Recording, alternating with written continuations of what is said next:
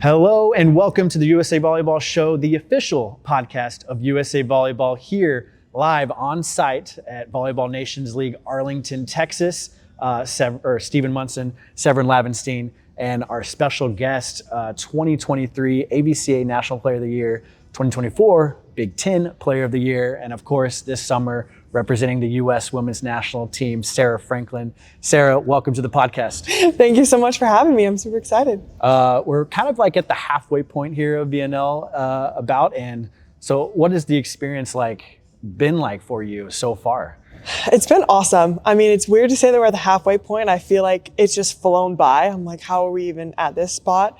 But it's been cool getting to kind of learn the ropes of the national team and figure out, where I can kind of fit in and learn from the older girls and just, getting to play some really high level volleyball. I mean, practice every single day is a lot of fun because that's what I love to do. So it's been cool getting to experience. And then, the travel aspect as well. The traveling has been awesome. I haven't been able to go, overseas or too far outside of the US. So getting to, play in Brazil and play in Serbia, just places that have some really, really big volleyball fans has been like a dream come true for sure.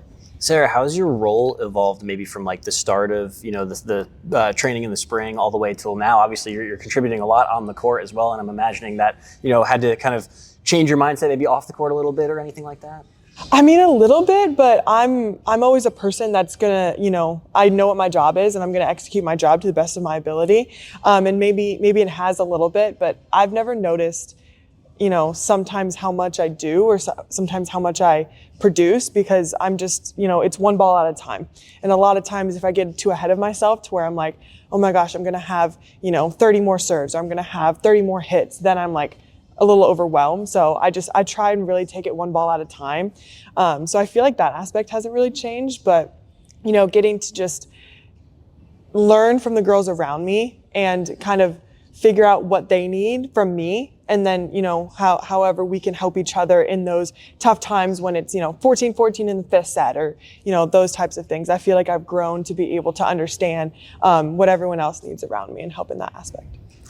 Just today, earlier at the press conference, head coach Eric Sullivan mentioned playing Brazil in Brazil is just, you can't beat that feeling, but you just mentioned you love the travel aspect and going to different spots in the world. Where has been kind of your favorite stopping point here? Yeah, I think for me, Brazil. I think that was just cool we had a lot of time, so we could kind of go around and we were right on the beach. But again, getting to play in Brazil against Brazil, the fans were insane. And it was one of the loudest that I've been in. I've been in a couple big arenas, but I think that was probably the most fun just to get to see. And even when we were playing, I think it was Czech, they were so crazy. So that was even a fun game because we went 5 sets with them. And so I think just getting to play in Brazil was really, really cool because the fans they're so in love with volleyball that they don't care necessarily. They just want to see good volleyball. So whenever there's even a good play or a long rally, they just get louder. And then this week playing in the USA, I'm assuming you might have family coming in and then also playing in front of a home crowd. Are you looking forward to that? Oh my gosh, I can't wait. I do have some family. I have my mom coming in and then my high school coach and her 3 grandkids are also coming. And they've gotten to watch me go through this journey, and she's been a huge part of where I am today. So getting to have her really, really close is awesome for me. So I'm super excited to get in front of the USA fans because even when we were playing in Love, all the fans that we had at each spot were just so invested in the game. So I can't wait to see how crazy Dallas is going to be.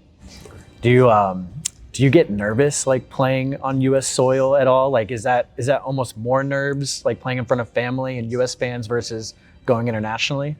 I don't know. For me, I get a little nervous before every game. It doesn't matter the level. It doesn't matter the time. I always get a little nervous, but for me, it kind of grounds me because I'm like, okay, everyone's going to feel this way. Everyone's going to have this.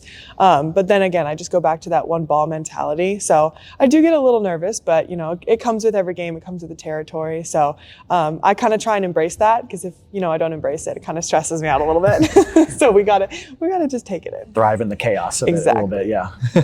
Sarah, we've had a sort of a new VNL roster this year with a lot of younger players, you being one of them, but you're no stranger to our national team gym and our national team program. Obviously, you've played on our PAC teams. you, even before that, have played on some of the biggest stages collegiately. You mentioned Love as well. VNL being a kind of a new experience, but can you kind of go through and give us where the differences are in play between obviously all the very high levels that you have played and what you've experienced so far with VNL being maybe a little different?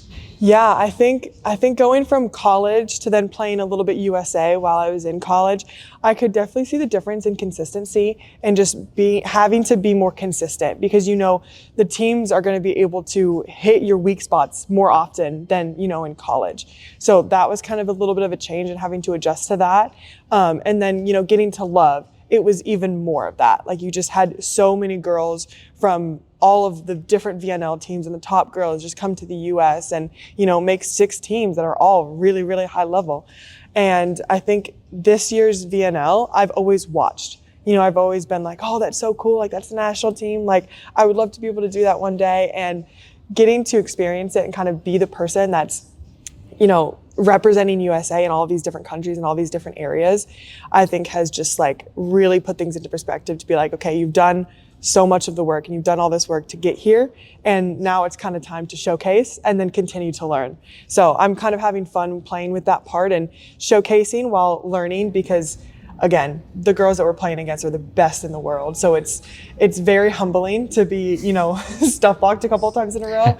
But I think the level of play has continued to grow with each, team that I've been on. And that's what I've always wanted. I transferred from Michigan State to Wisconsin, and that was, my goal was to get on a team that would better me and to get on a team with better players. And then same thing with the US. I want to be on better players. Same thing with Love. I want to be with better players. Like, that's always been my mentality. And I feel like that has continued to, show and continue to help me thrive.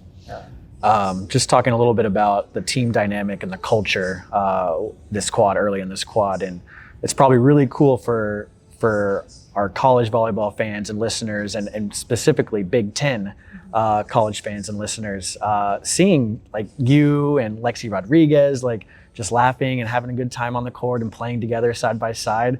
I guess just talk a little bit about just the relationships you have with this team and how those have developed, through the weeks of VNL. Yeah, I mean, I've played against all these girls in college and, some bigger rivals than others, but I've never just been like, oh, these girls, I can't deal with these girls.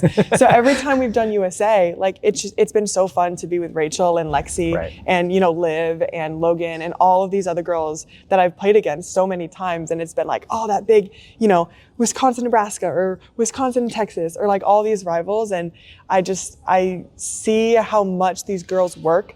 And to be able to put that together on one team, it's almost like scary, because that every single one of us is going to reach our limit, and is going to reach our peak and continue to push that level. So it's been really cool being able to do that, because, I know a lot of the college people are like, oh, there's no way this is ever going to happen. And it's like, no, like, as soon as you get to the national team, none of that stuff matters. So yeah, it's been a lot of fun getting to, learn from them and get to know their personalities a little bit more, except from, on the opposite sides of the court. So it's been super cool, and I think the college talent in this VNL has been awesome to see. Now, on the flip side, we heard in the press conference that some people might be calling Jordan Poulter grandma, and like maybe refer to some of the older players as having some seniority. What's the dynamic like with some of maybe more of the established vets? Yeah, I think they've really taken us under our wing and just showed us the ropes. It's been awesome. I mean, I've looked up to Poulter because I played against her, I think, one year when I was freshman at Michigan State, and I was like, oh my gosh. And so just to be on the same team and kind of learn from them, because again, I've watched all of them, like done all that stuff. They have been super open and super willing to just, answer questions and be able to give us that time to learn, because it does take a little bit. And sometimes I want it to be quicker than others, but you got to embrace that. So they have been awesome in that aspect, because, they've been through all this, they've been overseas, they've done all this stuff. And, I'm prepping for my first year overseas. So it's going to be tough no matter what, but, they've given me all the advice that I've kind of asked for and been able to pick their brains. So it's been a lot of fun getting to do that with them. Speaking of just, preparing to play at that pro level and some of the leadership that you have on the team, how cool has it been to have Dana Rettke, a former Badger as well, who's kind of walked that same path as you have and knows where you came from, and just having her leadership guide you? It's been awesome. I mean, again, I've looked up to Dana Retke and played against her and just missed her before I got to Wisconsin. But getting to play with her, and she's had some great experiences overseas. I've been able to pick her brain a lot, which has been a lot of fun. And I think her having the time outside of the college atmosphere to where I can learn from that, and coming from the Badger, she knows what the differences are a little bit more than anyone else, because Wisconsin does things very specifically, and I think getting to understand that from Dana's perspective has been golden, and I can't wait to apply that when I do get overseas. Yeah. Not only are you learning sort of the new styles of VNL play, but you're also learning from this new coaching staff, I'm assuming, right, and just what they want to implement. I believe you had a little crossover with the previous regime with the collegiate national team, if I'm not mistaken there. But then just how have you found their coaching to be, and how, meshing with your style, and just through 2 weeks and starting this week, just how that's been for this year? Yeah, it's been a lot of fun. I mean, I've always been one to ask a lot of questions. I'm very probing in that way, just because I like to know the why. I like to know the why I'm doing something, why my pinky toe is turned a little bit left for the pass, So it's been fun to learn and kind of even play off of them a little bit, because, they're learning just as much as we're learning and all of that. And I got a little bit of time with the previous coaching staff, but I think getting able to dive into this, for my first year and for their first year, I've just been able to be like, okay, we're just going to take some of the pressure off, take all this off, and really understand, what they're wanting me to do, and, do that to the best of my ability, and ask all those questions, and whether, they want me to figure it out a little bit, or they, have the tips and tricks that they're going to take. It's been a lot of fun, because, once you get to the higher level, it's almost a little bit more, well, you gotta figure it out a little bit yourself. So that's been really cool to do, and they've been a lot of fun to be around.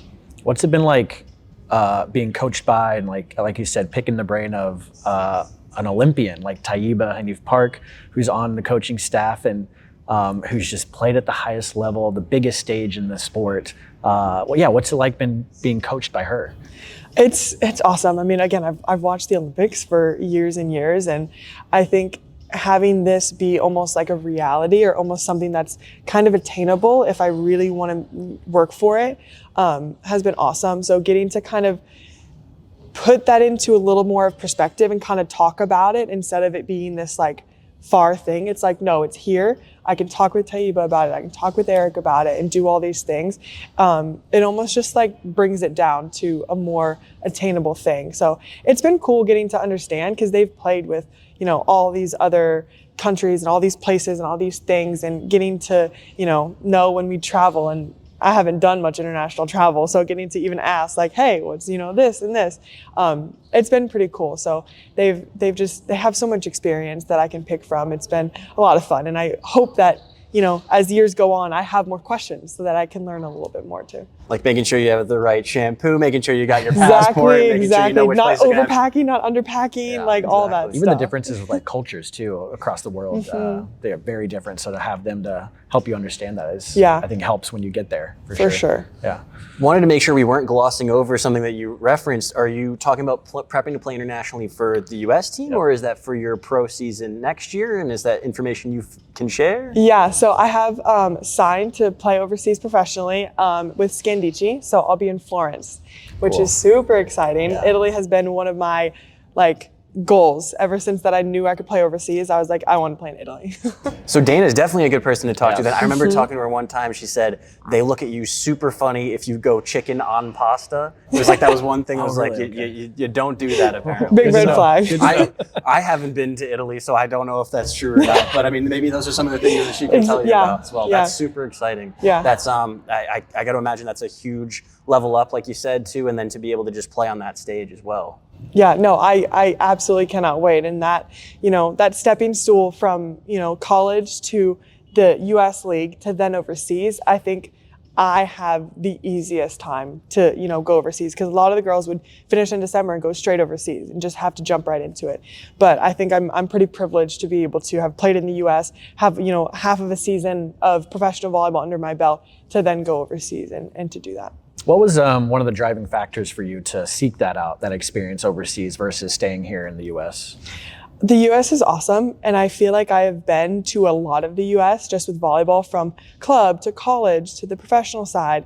I want to see overseas. I think, me being in my early 20s and getting the opportunity to play overseas and getting to live over there, getting paid to do that, I think is something that I would regret not doing. And, it's been on my MO for a really long time. So that, as well as the level of play. I mean, learning the different styles of volleyball, because, in my opinion, there's never a wrong way to play volleyball. You need to take all of the information you can get from any coach and be able to make that your own, because I'm not going to play the exact same as Logan or as Avery or, as Ronnie. Like, we all have different body types, different strengths, different all of these things. So I think being able to learn and pick the brains of international coaches is going to be really helpful, because I can take, 10 things, I can take 30 things, I can take one thing, just to make my game a little bit better. Who would you say you do play like, if you had to compare yourself to somebody, past or present? Who would be the I've closest? been told that I play a lot like Catherine Plummer, Okay. which I can see. I completely agree with that. She has a heavy arm, and I think we have a lot of the same strengths. So it's a very big compliment when I got told that. I was like, oh my God, really? Have you had any crossover with Catherine? Gotten to talk to her at A all? little bit, yeah. She came by in the gym a couple weeks ago, I think, and so I got to say hi to her. And I watched some of the VNL last year, and I got to say hi to her parents and meet them. It's like, I love your daughter. I'm like, oh, he's so sweet. So it was really cool getting to meet him. They had the best tailgate area at the USAV Cup last year. Yeah. The Plummer family went all out. Yeah. They were That's the best. awesome. That's awesome. We got to do more of that. I know. Just the tailgating. Oh my the- gosh, the for University sure. families, like, Oh no, we have it's to. so cool. Yeah. especially for Texas, I feel Yeah. like, right? Oh my Yeah, gosh, yeah. people would so show up. Yeah, we'll write that down. We'll take it to our marketing department. Kind of the other side of that question, talking about who you'd compare your skill set to. Is there someone that you maybe currently play with, or past or present, whatever, that you'd like to take a skill set from them and Yeah. add it to your game? Yeah, I think the first one that comes to mind is Maddie Skinner's bick. That bick is lethal. It is absolutely lethal. So, whether it's the jump that I need, or the height, or the reach, I don't know. But that bick is something that I would love to learn and kind of be able to master a little better. Sarah, it's so clear that you're a fan of the game in addition to being one of the top players in the U.S., but I'm curious to sort of take it to a broader picture question. With watching what you watch with the Olympics, with seeing, everything that's going on for women's volleyball right now in the U.S., what is your take on sort of the state of the game, if you will? You touched on it a little bit, but just, where it is from all aspects in terms of, reach to the fans and popularity in the U.S., and just, your overall take on where the game's at. Yeah, I mean, when I was little, volleyball was not as big as it is today. And I think getting volleyball in front of so many people, whether that's VNL or Love or PVF or AU, all of these different things, is growing the sport even more. And it makes me excited knowing that there's all of these girls who I've seen at camps or clinics or these things, and they are just so in awe of the game. Being able to watch these strong women do what they can do, and the athleticism and the shots and the IQ, it makes me happy seeing little girls be able to do that, because when I was little, I didn't have, the Olympics was like the best time because I could watch so much volleyball. But outside of that, I couldn't readily get that. So being able to put it in front of so many girls way more often, and I think there's even college teams being on the TV like 4 or 5 times this season. It's so exciting to see, because the more camps and clinics and the time that I get in front of little girls, it just gets me even more excited. So being able to put that in front of them is continuing to just make me like, yes, let's go. Volleyball's getting its time to shine. And I think it's even growing to be like the biggest high school sport and continuing to like push that limit. So volleyball's a great sport. I think so many people should play it, and you can play beach or indoor or grass. There's camps and clinics and different tournaments every single weekend. Like, if you just look up in your area, like, I promise you there'll be volleyball. When you talk about, meeting young girls at camps or even at, competitions and stuff that you're competing in, what are some of the things, and this might be a little personal, you don't have to go into too deep of details, but what are some of the things they ask you about, or what are some of the advice that you give them? Yeah, I mean, when the girls come up, they're initially just kind of in awe because they're like, oh my gosh, like I've seen you on TV, like I've been able to watch you, like, and a lot of the time I try and ask them questions. I'm like, oh, what position are you? What are you excited to do this tournament? Like, are you working on any shots?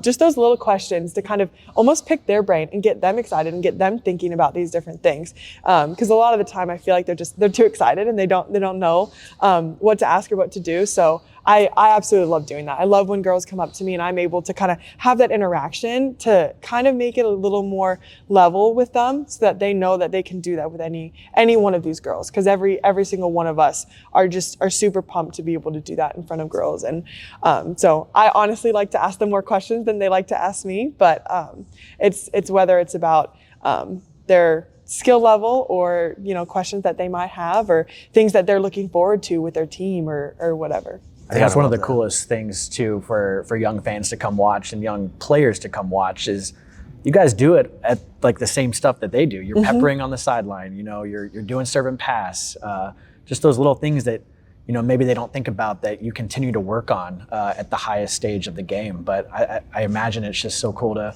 like you said, be on that level playing field still and like kind of talk about what they're working on, and you're like, oh yeah, I was just doing that yesterday or something like that. Yeah. And a lot of the times it's the same drills. Yeah. I'm doing the same drills that I was doing when I was 12 years old. Right, yeah.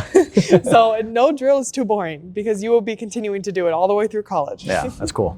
Sarah, this question will kind of transition more into your background and your volleyball background in general, but you've had a chance to kind of see the volleyball community, if you will, in Florida, in Wisconsin, in California now. Are there any kind of specific differences that you notice in the different regions? Obviously here in Texas for this week, but maybe where it might be more popular or where you're seeing kind of just different grassroots movements in different areas at all?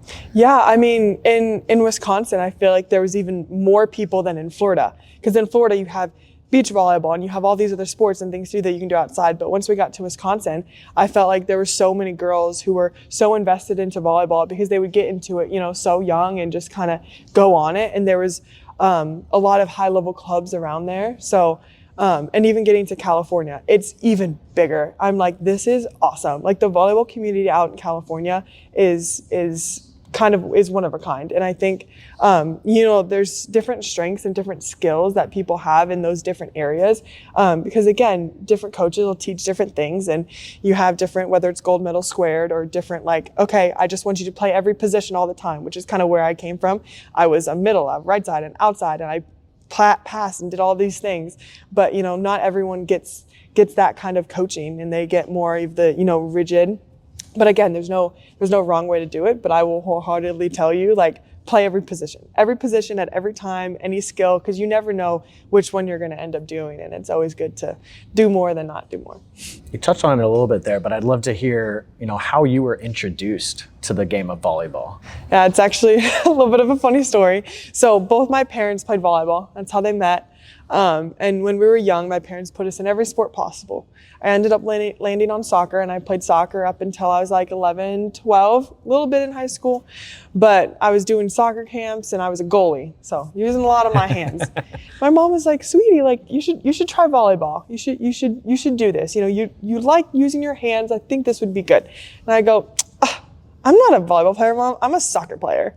She says that I said this. I don't know if I said this. I have no recollection. But she was like, "You need to try it." And I refused. I was like, "No, I don't want to. Finally, she signed me up for a camp when I was 11 years old, 12 years old.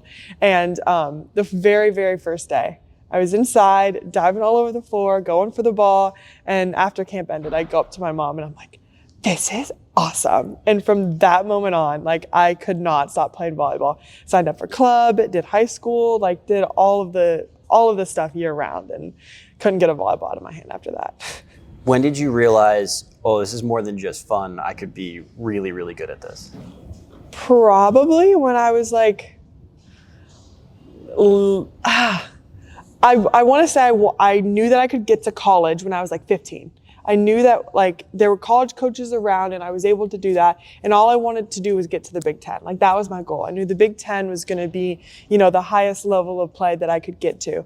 And so that was like my number one goal. But I don't think I really realized until after I got to Michigan State that I like could be really good. But even after I got to Wisconsin, I was like, whoa, I feel like I've not been in this kind of, top level, high level and expected to do things like ever. I've always been the kind of underdog team that's had to fight for that.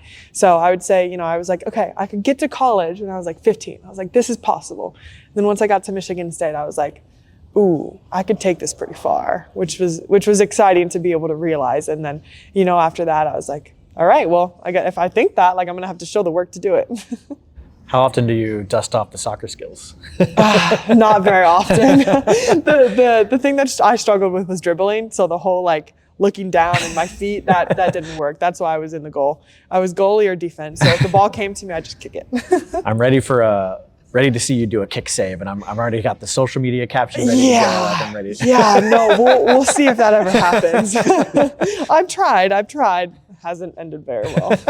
In Chicago, we had one of the assistant coaches doing some kind of soccer warm-ups before they took the court, which was just funny to see. And we'll be there kind of right at the side of the court. So if you ever decide to break out the goalie moves, we'll be ready. Yeah, no, definitely. I can do maybe 3 touches of juggling, and that's about all you get. That's awesome.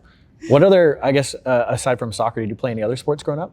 My parents put me in everything. So swimming, gymnastics, karate, all just the little things that you could just get. But once I started playing volleyball, I kind of dropped everything else. I was like, I'm done. And then I did a little bit of soccer in high school because they needed a goalie. And I was like, I can do that. When you got to the Big Ten, were there any kind of surprises, or was it difficult to adjust to that level of play from coming out of high school at all for you? I think initially, yeah. The first year and season that I had, I felt like I was behind on everything. My tracking was I don't know where I am, because the tempo was much faster than what I was used to seeing. And I don't think I had the blocking eye work to get me there. So it took me a while to settle into that part. The passing part was my favorite just because I love passing. So then I passed 2-man at Michigan State. So I was just kind of running all over the court, shoving the ball to the middle of the court. But I think blocking was the most difficult because there was just a lot going on and a lot of really good hitters that I had to track. How do you get better at that? Is that only through live reps, in matches, or is that things you can specifically drill and get better at? It has to be a mixture of both. I've found that I have to drill it and slow it down sometimes to be able to do it right. And then you also have to apply it to when you're doing 6-on-6. But it still takes a while. And it's been recently that I've been able to even get that a little better, because this is even faster. And there's, the contact point is higher and all these different things. So it's definitely a mixture of both. And I feel like blocking eye work is something that takes me longer than other things to get to that next level at, just because I don't know why. It's just a little more difficult for me. Talking about the blocking eye work and the tracking to that Big Ten level, looking now to the national team level and the pro level international, what's been that biggest hurdle and leap for you? Yeah, I think the consistency, being against hitters who can hit that same shot over and over at a really high level, and it's almost like they're threading the needle. I'm barely leaving line, or I'm leaving a little bit across, and they can still thread it. And I'm I have to have, that one more half second to get to that ball. So I think it's just the margins. The margins are so much smaller, and you think you're going to get it, and then they squeak it through. That's where I'm I have to be 0.2 seconds faster to be able to get to that ball. And then, serving, they can hit the same shot over and over and over again. And so if you don't make an adjustment to that, you're going to struggle on passing. But again, it's a lot easier when you have really good passers next to you who can, poach and do all these different things. So it's a higher level and smaller margins. I have a question about your gear. You're not the only player who's ever played with half sleeves, but I feel like you've perfected that look. Where did that start? Why do you go with the half sleeves? Yeah. And is that just that is Sarah Franklin now? Yeah. So it initially started at Michigan State. I was sweating so much that every time I passed the ball, it was just covered. And so they had those passing pads. So I started wearing those passing pads. I wore, I think for my first year at Michigan State. And then I took them off for my second year, or maybe I wore them for my second year, not my first. And then when I got to Wisconsin, I was like, okay, I don't really want to wear them anymore. And so I got to Wisconsin, did kind of my first summer, and then we went into preseason. The same issue was happening. I think we had one of our right sides double the ball, and then our setters doubled like 2 or 3 more times in a game. And it was solely because of my sweat, like on the ball. And I was like, ooh, not the greatest. So then Kelly was like, hey, you're going to need to get some sleeves or pads or something. And so then I just started wearing them again for that. And I'm like, I don't love them, but I don't hate them, but I know that I need them so that I don't sweat. And, I change the pad every set or so, depending on how much I'm sweating. And I tried to not have them in love. I was like, okay, maybe I can kind of not do it. And I had the thinner ones. Didn't love it because it kind of changes the way that you pass just a little bit just because of the thickness. And so I was like, okay, I think for the summer, I just need to go back to the passing pads and use them because I'm just sweating so much, but I didn't really want to have to carry them everywhere and worry about them and do all the things. But I think I just have to embrace it because it helps me pass. It helps the ball not sweat because, once it gets sweaty, it tends to shoot a little more. So the passing pad just kind of minimizes that. And I think it's helped me out a lot. Yeah, I was going to ask if you notice them when you're wearing them, and and you mentioned depending on the thickness it changes and having to adjust for that. I almost think of like a quarterback wearing gloves when he's throwing or something like that. Yeah. Is that something you think about on the court and having to adjust maybe each passing rep you get? I don't, when I wear in them, it's just like normal passing because I've trained with them the entire time at Wisconsin. So I've done a lot of wall work with them on. I've done all these things. So I kind of have the amount of, give that I need to have and amount of pressure I need to squeeze my elbows in to kind of have that. But when I didn't have that, I was almost like, oh, there's more room here, So I don't really think about it, but I can kind of tell when they get a little too sweaty and I got to change them. Yeah. I'm like, okay, the ball's getting a little crazy. Sarah, we hear a lot of coaches talk about sort of, mental resilience and just the ability to sort of bounce back when things maybe aren't going your way. Even just from talking to you here, you seem like a very positive person. When things aren't going your way, maybe necessarily on the court, what is your whole kind of outlook and process like? Are you able to switch quickly onto that next play? Do you need to talk to your teammates in the huddle, that when you kind of come together before the next one? And you mentioned earlier, with us, maybe you just missed that block by just a little bit. Mm-hmm. How do you reset and get ready for the next play? Yeah, the mental side of things of volleyball, you have to be good at because the game is so quick. You got maybe 8 seconds before the ball is coming at you again. And especially as a passer, you have maybe a little less time because you have to prep, you have to get into your, passing routine. You got to do all these things. So I've had to do a lot of work on this, at Wisconsin and even at this summer.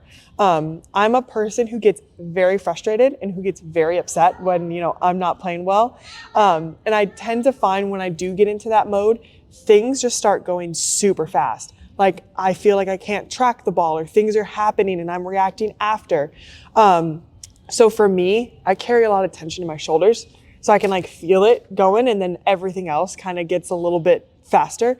So my focus for when I know I'm not playing well or things are getting tense or the ball is getting too fast is to kind of release that tension and then give myself a breath and just kind of go back to trusting my training. I've done all of this work. I've done all of these passing reps, all of these hits, all of these things to know that I can, handle whatever's given to me. And that's kind of is what helped me, through love, through this past year, through this summer. So being able to trust the training as well as realize where I carry tension and then really focus on tracking that ball. Because as soon as my eyes lock in on that ball, I feel like I can slow it down. But when I'm kind of skipping to the next play or skipping to hitting the ball or skipping to, recovering or something like that, it's a lot more difficult. So kind of slowing the game down, releasing the tension and, trusting my training. Those are kind of the 3 pillars that I know that I can rely on because I trust all those things. Those things are like concrete in my eyes that I can go back to and utilize. Bringing it back to this week in Arlington, for our fans listening, for the fans here that are going to be at the matches in person or even watching from afar on TV, what should they know about this U.S. Women's National Team squad? And what would you tell them, to help them learn a little bit more about you guys, as volleyball players and as people and teammates too? Yeah, I think everyone coming should be ready to see some really, really great volleyball. I think if you look at where we started this summer and you look at where we're at, we are already getting better and better and better.